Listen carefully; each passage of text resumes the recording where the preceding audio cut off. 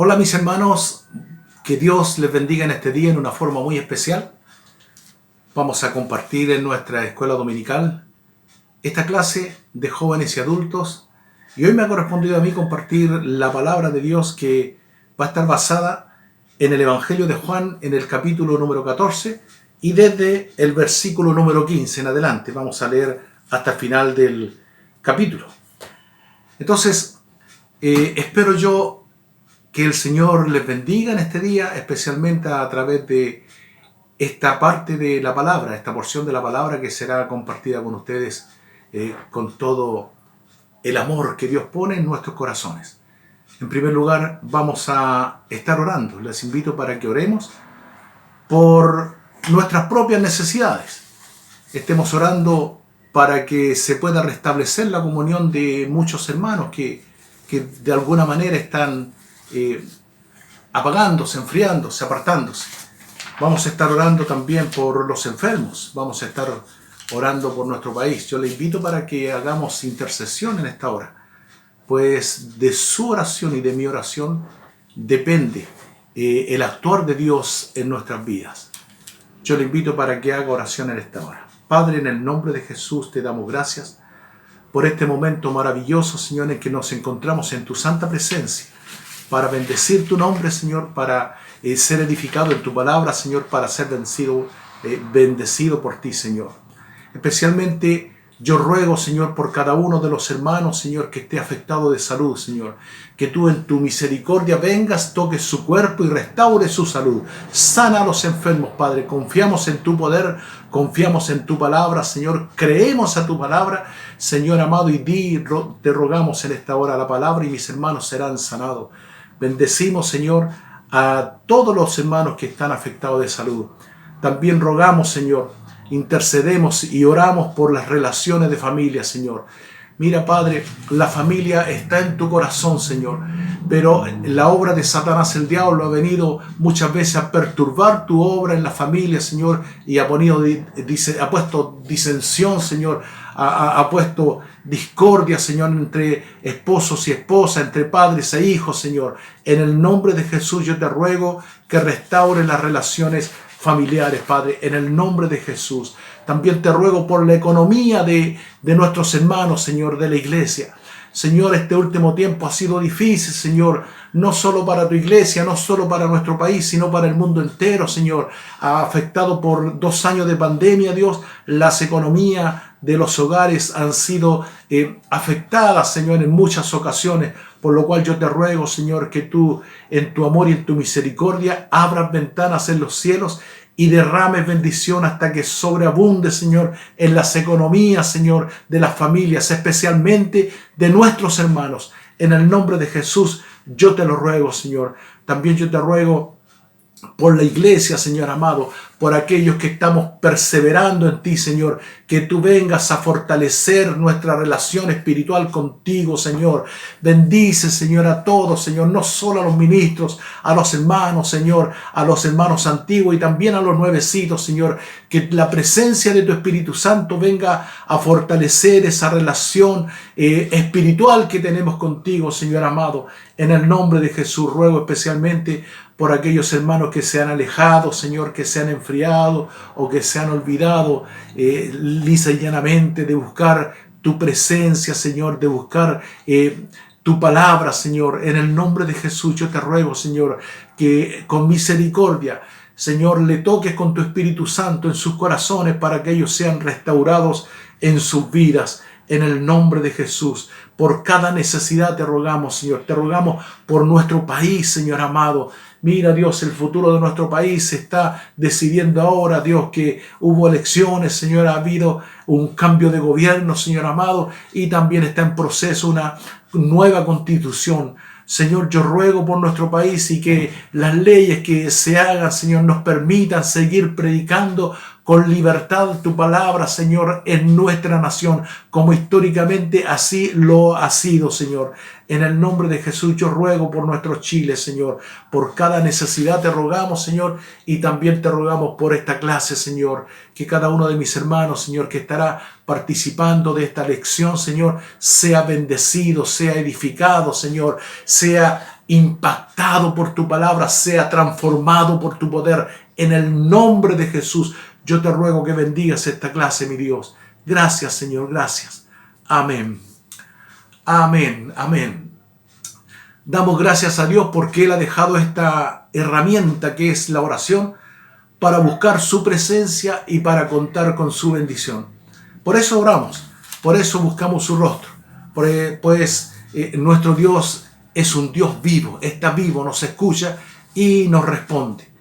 Bien, vamos a compartir la palabra y en esta oportunidad vamos a estar leyendo el Evangelio de Juan en el capítulo 14, desde el versículo 15 en adelante.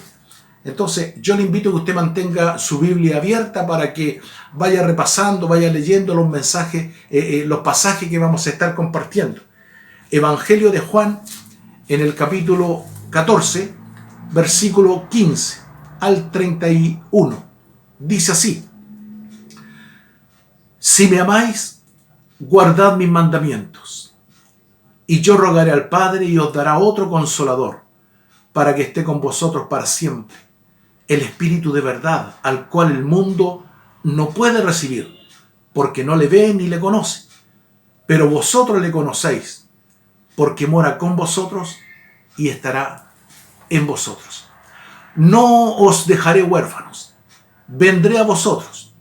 Todavía un poco y el mundo no me verá más, pero vosotros me veréis, porque yo vivo, vosotros también viviréis. En aquel día vosotros conoceréis que yo estoy en mi Padre, y vosotros en mí, y yo en vosotros. El que tiene mis mandamientos y los guarda, ese es el que me ama. Y el que me ama será amado por mi Padre, y yo le amaré y me manifestaré a él. Le dijo Judas, no el Iscariote: Señor, ¿cómo es que te manifestarás a nosotros y no al mundo? Respondió Jesús y le dijo: el que me ama, mi palabra guardará, y mi Padre le amará, y vendremos a él y haremos morada con él. El que no me ama, no guarda mis palabras, y la palabra que habéis oído no es mía, sino del Padre que me envió. Os he dicho estas cosas estando con vosotros, mas el Consolador, el Espíritu Santo, a quien el Padre enviará en mi nombre, él os enseñará todas las cosas y os recordará todo lo que os he dicho. La paz os dejo, mi paz os doy. Yo no os la doy como el mundo la da. No se turbe vuestro corazón, ni tenga miedo. Habéis oído que yo os he dicho: voy y vengo a vosotros. Si me amarais, os habréis regocijado, porque he dicho que voy al Padre, porque el Padre mayor es que yo. Y ahora os lo he dicho antes que suceda, para que cuando suceda, creáis. No hablaré ya mucho con vosotros, porque viene el príncipe de este mundo y él nada tiene en mí. Mas para que el mundo conozca que amo al Padre, y como el Padre me mandó, así hago. Levantaos, vamos de aquí. Aleluya, aleluya, aleluya. Aquí hay una palabra de Jesucristo, un gran mensaje profundo por lo demás, que está dirigido especialmente a sus discípulos y a los que habrían de creer en él, a nosotros. Pues el ministerio de Jesucristo a esta altura, el ministerio público de Jesucristo había concluido. Ya él no le habría de predicar más a los religiosos, a las multitudes, ya no habría de predicarle más a los gobernantes, sino que ahora se enfoca en sus discípulos. Les llevó allí a una casa, celebró la última cena con ellos y él manifestó su amor para con sus discípulos y en ellos representada toda la iglesia, porque somos nosotros los que habríamos de creer por el mensaje de esos discípulos. Entonces, Cristo abre su corazón para entregar una serie de enseñanzas grandes y profundas que los discípulos en ese momento les fue difícil de entender, de comprender. Por eso había tanta interacción de preguntas y respuestas. Por eso hubo una reacción de Pedro al decir: hasta estoy dispuesto a dar mi vida por ti. Por eso Jesús, cuando entendió que el corazón de los discípulos estaba siendo acongojado, entristecido, angustiado y afligido, porque él le había anunciado su partida al Padre y le dijo: donde yo voy ustedes no pueden ir ahora. Entonces eso produjo aflicción, eso produjo tristeza. Eran las palabras de despedida que Jesús le estaba entregando a esos discípulos. Y cuando Jesús entendió que la tristeza había gobernado sus corazones, entonces comenzó a darles palabras de aliento. Y allí, partiendo en el capítulo 14, en el versículo 1 dice: no se turbe vuestro corazón, creéis en Dios, creed también en mí. En la casa de mi Padre muchas moradas hay. Si así no fuera, yo lo hubiera dicho. Voy pues a preparar lugar para vosotros. Esta es la respuesta que Jesús le daba a esos discípulos, especialmente a Pedro, que estaban preguntando: ¿a dónde va, Señor? Y la respuesta es: voy a preparar un lugar para vosotros, porque voy al Padre. Hasta ese momento, los judíos conocían a Dios, el Padre, solamente con el nombre Elohim. Elohim es el Dios creador, es el Dios todopoderoso, al que nosotros conocemos como el Padre nuestro. Pero Jesús, en este momento, cuando comenzó a entregar una serie de enseñanzas profundas, comenzó a dosificar la enseñanza, la teología o la doctrina de la Trinidad. Porque para ellos existía un solo Dios y sigue existiendo un solo Dios. Dios es uno. Sin embargo, Jesús comenzó a enseñarle que ese Dios todopoderoso y único, creador de los cielos y la tierra, tenía diferentes manifestaciones. Se manifestaba como el Padre en la creación y también se manifestaba como el Hijo en la salvación. Por eso Jesús le dijo a Tomás: ¿me has visto a mí? ¿Has visto al Padre? ¿Por qué? Porque el Padre está en mí. Recordemos que Juan comenzó diciendo en el Evangelio de Juan, capítulo 1, versículo 1, que en el principio era el Verbo, y el Verbo era con Dios, y el Verbo era Dios. Y más adelante dice: y aquel Verbo fue hecho carne. Por lo tanto, el Dios del universo, el Elohim, el Jehová de los ejércitos, vino y tomó forma humana en Jesucristo. Por lo tanto, Cristo es la imagen del Dios invisible. Y Cristo, como humano, vino a morir por nosotros. ¿Por qué? Porque tomó la representación de toda la humanidad, vivió en santidad y tomó el lugar de la humanidad que estaba bajo condenación, y en la cruz llevó la condenación de todos los hombres. Por eso la Biblia dice que si ahora estamos en Cristo, ninguna condenación hay para los que están en Cristo Jesús. Por lo tanto, el Dios Elohim, el eterno Dios, que siempre fue espíritu y que nadie le había visto jamás, ahora se ha dado a conocer por medio de su Hijo Jesucristo. Entonces, esa parte le costaba a los discípulos entender. ¿Por qué? Porque él ahora iba al Padre, es decir, volvía a esa eternidad espiritual que siempre estuvo, porque iba a pasar por la muerte. Su cuerpo físico, su carne, ese Dios hecho carne, ahora se iba a entregar en la cruz a la muerte por cada uno de nosotros, porque usted y yo teníamos que haber sufrido la muerte en esa cruz. Sin embargo, Cristo tomó nuestro lugar para que nosotros vivamos. Si Él vive, nosotros también viviremos. Entonces comenzó a dosificar esa doctrina del Dios Trino. ¿Por qué? Porque Dios es Padre, Hijo y Espíritu Santo. Lo primero que le enseña que ahora el Hijo está en el Padre, que Él nada hace por su propia cuenta, sino que el Padre que está en mí me lo hace saber. Entonces, los discípulos debemos entender, debemos ser empáticos con ellos, debemos ponernos en sus sandalias, debemos entender que para ellos esto era una gran novedad, era algo novedoso y difícil de asimilar, difícil de procesar en forma intelectual, porque esto requiere una revelación del Espíritu Santo. Recordemos que ellos habían tenido algún tipo de revelación. En una oportunidad Jesús le preguntó a sus discípulos: ¿quién dice la gente que yo soy? Bueno, algunos dicen que eres Elías o alguno de los profetas. Y Jesús les confronta a ellos: bueno, pero ustedes, ¿quién dicen que yo soy? Y Pedro sacó la voz en representación de los discípulos y dijo: tú eres el Cristo, el Hijo de Dios, el Hijo del Dios viviente. Por lo tanto, hay una revelación del Espíritu Santo. Jesús dijo, esto que has dicho, esta revelación, no te la dio ni carne ni sangre, sino mi Padre que está en los cielos.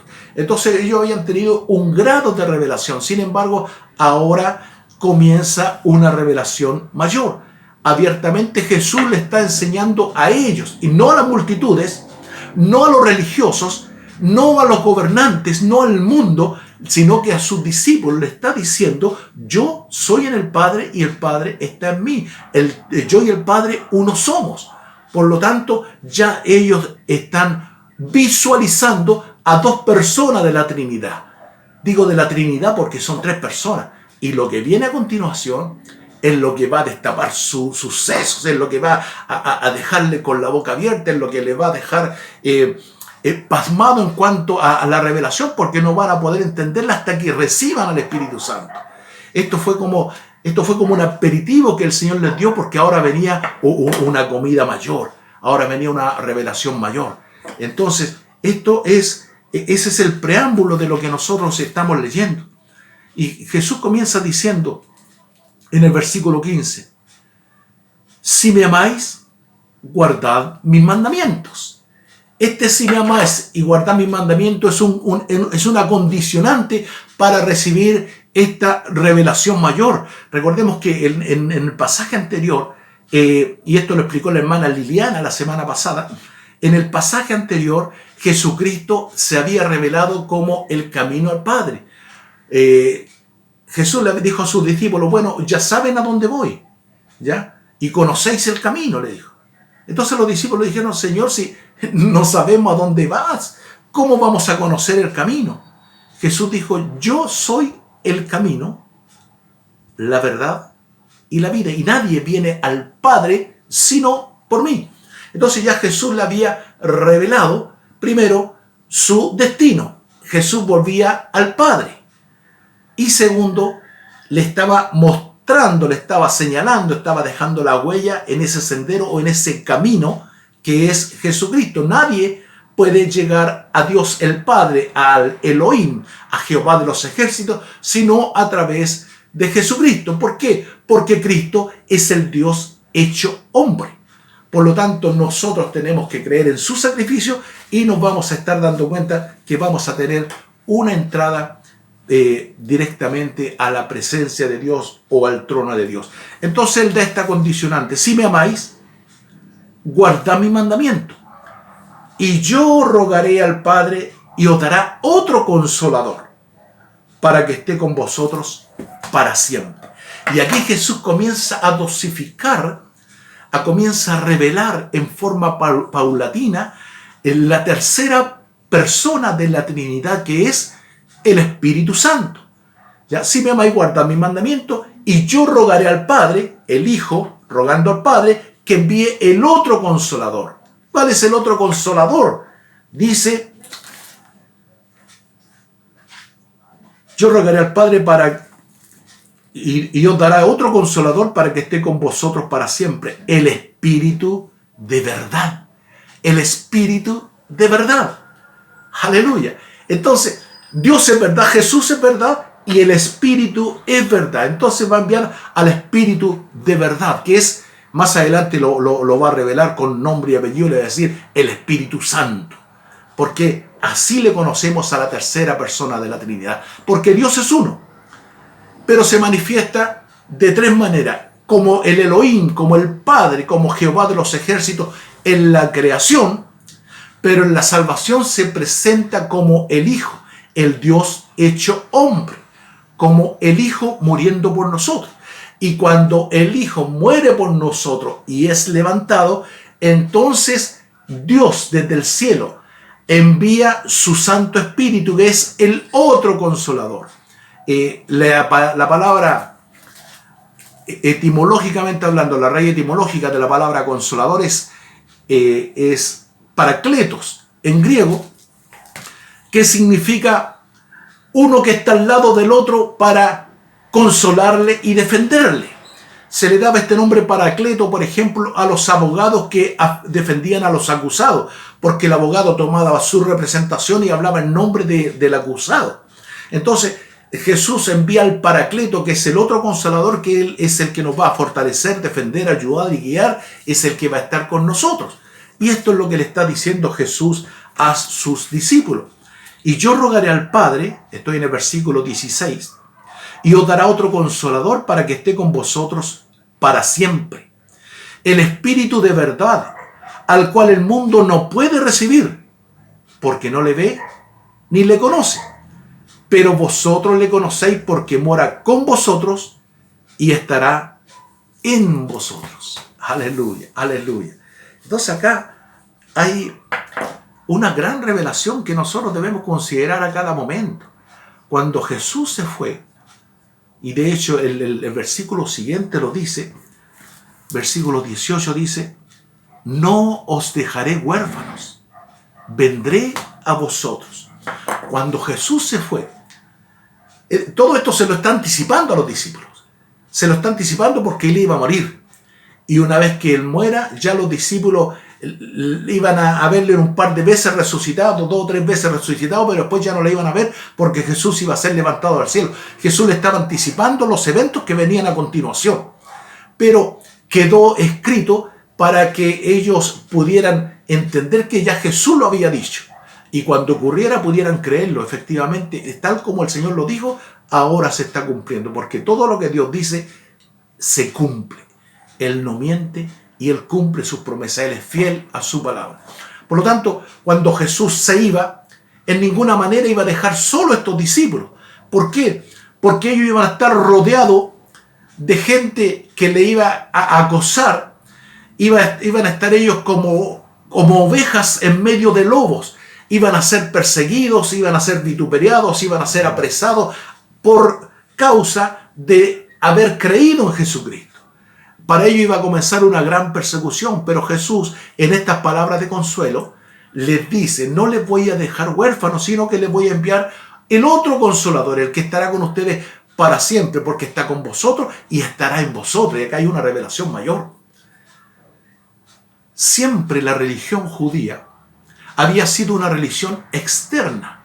Es decir, ellos hacían cosas para agradar a Dios, entregaban ofrendas, hacían sacrificios y veían las obras de Dios en forma externa. Recordemos que ellos en el desierto les había cubierto una nube de gloria que les protegía del sol. En la noche había una columna de fuego que les daba luz y claridad.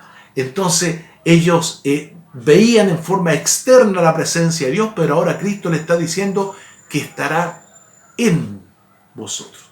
Entonces acá tenemos la promesa del Espíritu Santo que Jesucristo le hace a sus discípulos, y en representación nuestra, sus discípulos reciben la enseñanza, pero la promesa es para todos nosotros. Y tenemos al Espíritu Santo que va a hacer una obra maravillosa en nosotros. De hecho, hablar del Espíritu Santo se requerirían, yo creo que fácilmente unas 10 clases para poder abarcar toda la temática o la profundidad que el Espíritu Santo, que la doctrina del Espíritu Santo requiere. Pero debemos decir que el Espíritu Santo viene a la vida de cada creyente para guiarlo, viene para fortalecerle, viene para enseñarle, viene para revelarle, es decir, mostrarle lo que está oculto, viene para ayudarle a orar. Recordemos que Él intercede por nosotros con gemido indecible. Él produce gozo, Él produce el fruto del Espíritu. Él nos enseña a amar, Él nos enseña a perdonar.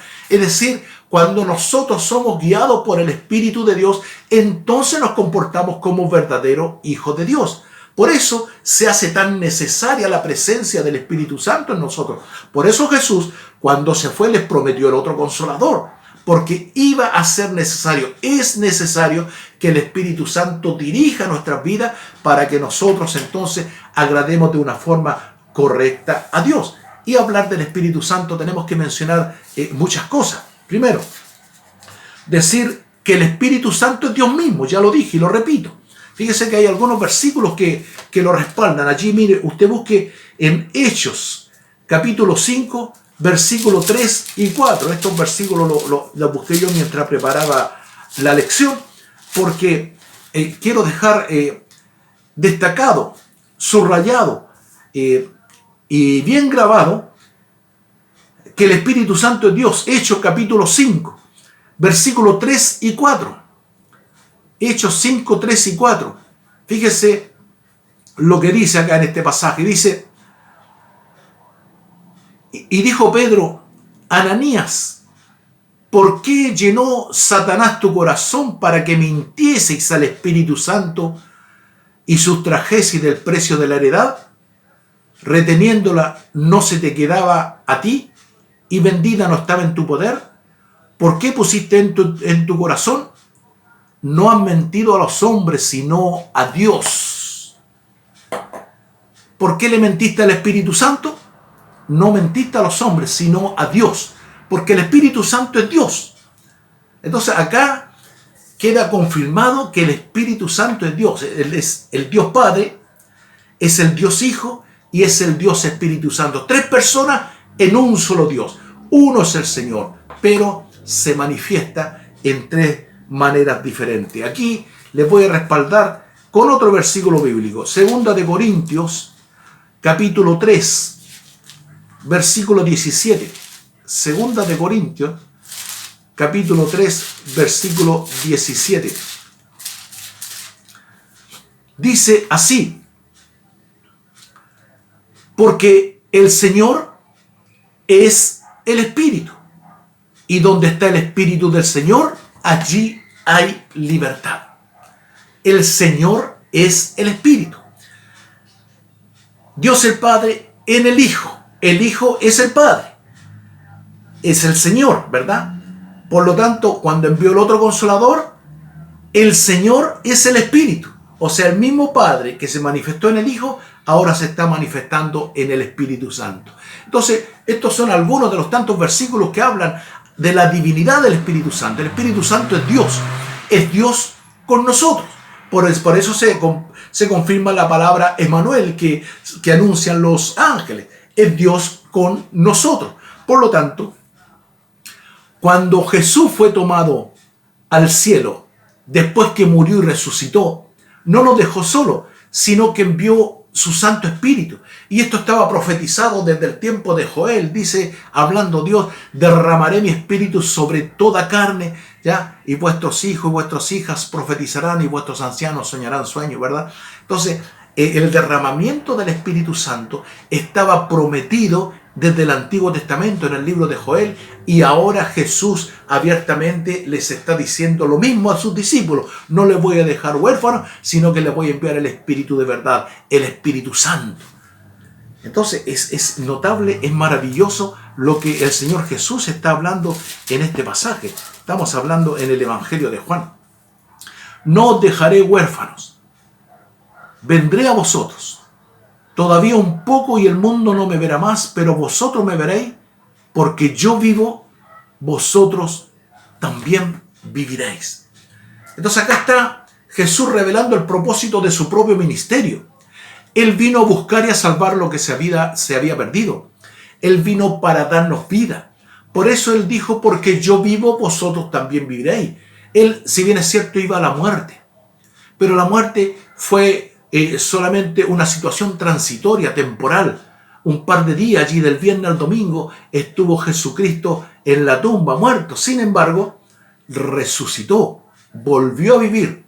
Y en esa nueva vida, Jesús también nos lleva a nosotros. Con Cristo juntamente somos crucificados, pero con Cristo también hemos sido resucitados. Porque yo vivo, dijo Jesús, vosotros también viviréis.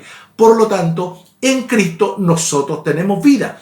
Y la vida de Cristo, que ahora está en el cielo, intercediendo por nosotros, ahora se manifiesta a través de este otro Consolador, de este ayudador, de este Espíritu de verdad, el Espíritu Santo, que está con nosotros y también, le dice a los discípulos, estará en vosotros. Entonces acá hay tres posiciones que va a tomar el Espíritu Santo. Primero, está con la humanidad, con los hombres. Y esto significa que está obrando desde afuera hacia adentro. Porque el Espíritu Santo es el que produce convicción de pecado. Es el que convence al mundo de pecado desde afuera hacia adentro. Cuando nosotros hemos recibido esa convicción, nos aferramos a Cristo, decimos, Señor, te necesitamos, y entonces el Espíritu Santo está en nosotros. Primero estaba al lado, luego está dentro de nosotros. Y más adelante, Jesús, una vez que murió y resucitó, dijo, recibiréis poder cuando haya venido sobre vosotros el Espíritu Santo. Y esta es una promesa también de parte del Señor. No solo estará con nosotros, no solo estará en nosotros, sino que estará sobre nosotros. El sobre es una palabra que conlleva responsabilidad. Por ejemplo, hay un pasaje que dice, hablando de Jesús, que el imperio estará sobre sus hombros. Es decir, Jesús iba a asumir la responsabilidad del gobierno universal. Él es el rey. Por lo tanto, sobre sus hombros se carga el gobierno. Es una responsabilidad. Y ahora el Espíritu Santo viene sobre nosotros. Sobre nosotros. ¿Para qué? Para ser testigos. Entonces acá hay diferentes formas de trabajar del Espíritu Santo. Primero, trabaja produciendo convicción de pecado. Segundo, está dentro de nosotros. ¿Para qué? Para guiarnos, para fortalecernos, para enseñarnos, para revelarse, para ayudarnos a orar. Produce gozo para producir el Espíritu Santo, para perfeccionarnos, para enseñarnos a amar, para enseñarnos a perdonar. Es decir, somos y nos movemos por el Espíritu Santo. Y luego, la promesa que viene posterior a esta es que el Espíritu Santo viene sobre nosotros para testificar. Y con eso el Espíritu Santo viene a respaldar en una forma poderosa a través de los milagros, sanidades, prodigios, señales. Ya viene a respaldar nuestro propio ministerio. Entonces, cuando usted tenga que predicar la palabra de Dios, deje que el Espíritu Santo le guíe. Porque Él pondrá palabra en sus labios que va a provocar convicción, va a impactar vida y va a transformar corazones. A través de sus labios. Es la palabra de Dios, es el Espíritu de Dios, pero a través de usted. ¿Por qué? Porque Él mora en nosotros. Entonces, no solo mora en nosotros, sino que también viene sobre nosotros. La obra del Espíritu Santo es gloriosa, es maravillosa, es profunda, y en este momento lo que el Señor está haciendo es dosificarla, se le está dando de a poquito, poquito a poquito, para que los discípulos puedan comprender todo el ministerio, la plenitud del ministerio de Jesucristo. ¿Por qué? Porque Jesucristo necesitaba completar su ministerio. Al morir en la cruz, se llevó nuestros pecados y nos dio nueva vida.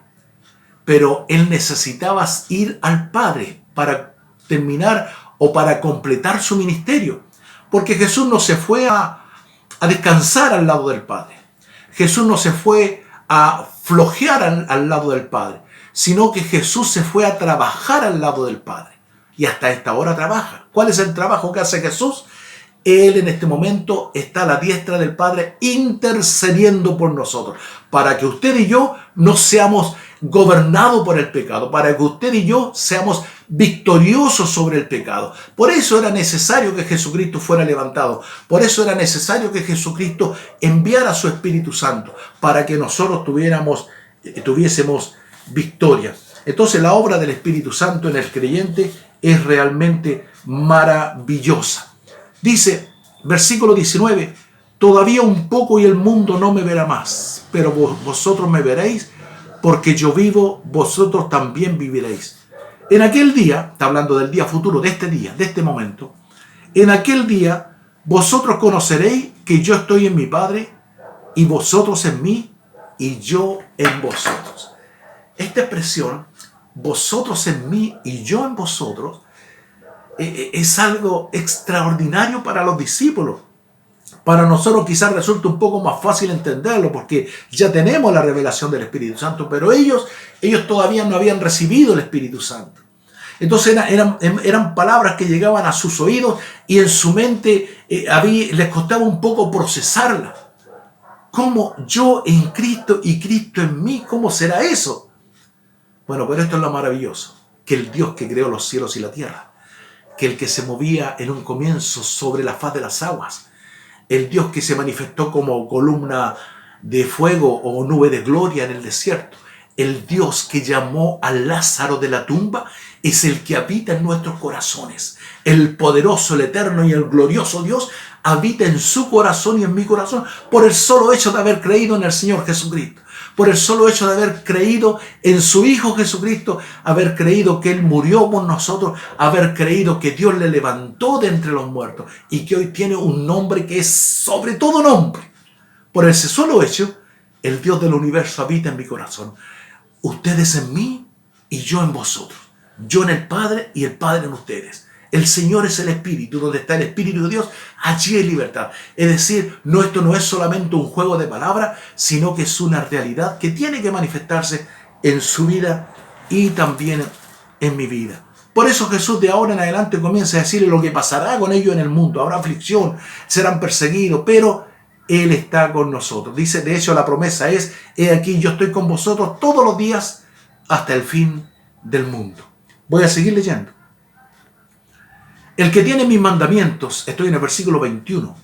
Juan, capítulo 14, versículo 21. El que tiene mis mandamientos y los guarda, ese es el que me ama. Y el que me ama será amado por mi Padre, y yo le amaré y me manifestaré a él. Nada más glorioso que la manifestación de Dios en nuestra vida.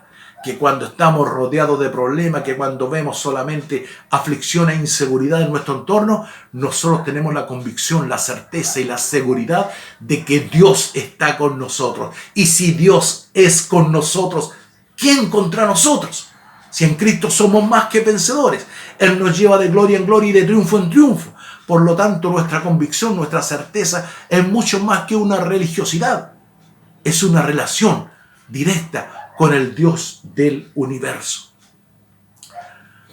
Le dijo Judas, no el Iscariote, no el que le vendió, otro Judas que había, que tan coincidencia de nombre, dice.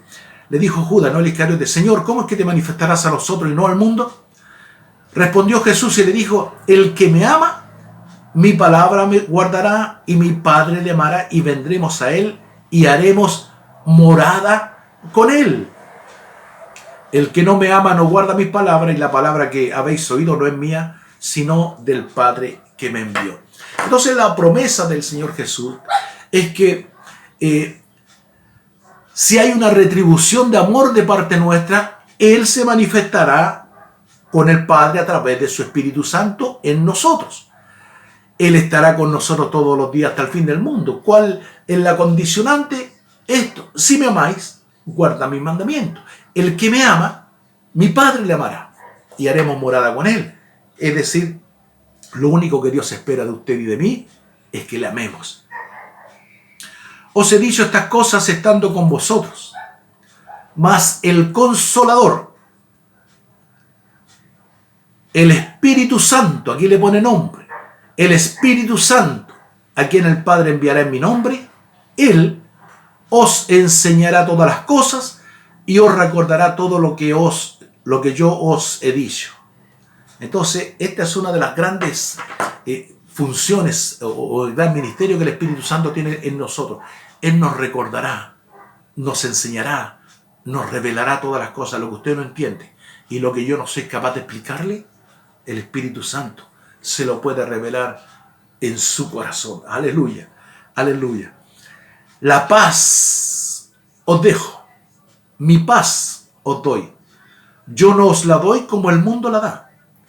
No se turbe vuestro corazón, ni tenga miedo. Estas son las palabras de aliento, de consuelo que Jesucristo le está dando a los discípulos, porque ellos se habían entristecido mucho al recibir el anuncio de Jesús que iba a partir, que ya no iba a estar con ellos, que iba a enviar el otro Consolador. Le dijo: pero no tengan miedo, ¿ya? ¿Por qué? Porque va a estar el Espíritu Santo. Dice: mi paz, la paz os dejo, mi paz os doy. Yo no la doy como el mundo la da. No se turbe vuestro corazón, ni tenga miedo. Habéis oído que yo os he dicho: voy y vengo a vosotros. Si me amareis, os habríais regocijado, porque he dicho que voy al Padre, porque el Padre mayor es que yo. Y ahora os lo he dicho antes que suceda, para que cuando suceda creáis. No hablaré ya mucho con vosotros, porque viene el príncipe de este mundo, y él nada tiene en mí. Mas para que el mundo conozca que amo al Padre, como el Padre me mandó, así os hago. Levantaos, vamos de aquí.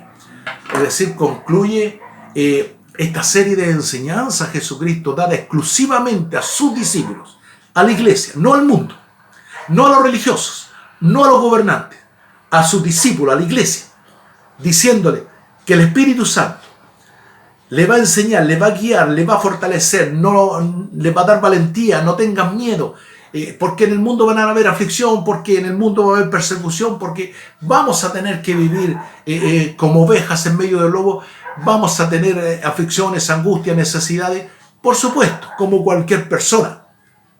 Pero la diferencia, la marca, es que en nosotros está el Espíritu Santo de Dios. Él mora en nosotros. El Espíritu Santo fue derramado sobre toda carne para que usted y yo seamos fortalecidos en Él. Por el solo hecho de haber creído en Jesucristo.